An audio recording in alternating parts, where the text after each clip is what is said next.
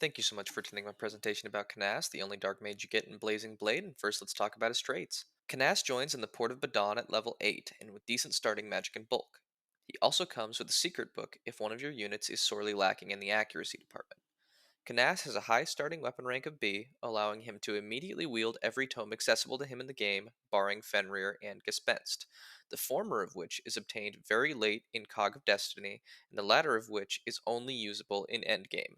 That being said, you won't use either of these tomes anyway, as if you're using Canas in the endgame, you're likely using him for staff utility or to Luna cheese your enemies. From the moment he joins, Canas is able to reliably contribute chip damage, though his low speed will not allow for much more than this. Luckily for Canas, a guiding ring can be stolen from the boss in the very next chapter, and barring that, can be found in a treasure chest in Dragon's Gate. Canas is perhaps the best candidate among the mages for an early promotion due to gaining a point of constitution, making him no longer slowed down by flux, and 3 points of speed which no other mage gains upon promotion. Combined with the solid bases, this can make Canas a wrecking ball with much better bulk than your other two mage options. However, it is nonetheless important to point out that due to the weight of dark magic, Canas will likely be rather one note. He will rarely want to wield a tome that isn't flux, as the weight of the other tomes is so great that he'll almost never double. Something else worth noting about Canas, with his high starting level, is that Urk and Lucius will typically not be able to promote as quickly as Canas without a lot of investment.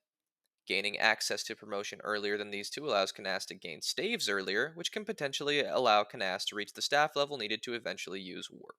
While Lucius can also potentially do this, Urk has next to no chance of pulling this off. Let's take a closer look at the three units. Canas is the only of the three that requires very, very little investment to be immediately viable. He will almost always end up outdamaging Urk and, unlike Lucius, is usually capable of withstanding a round of combat if he needs to.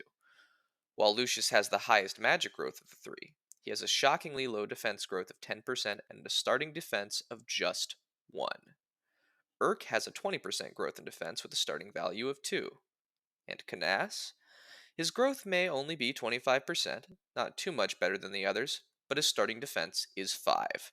This isn't to say the other mages don't have their place in your army, merely that Canas requires next to no investment, as his bases are guaranteed.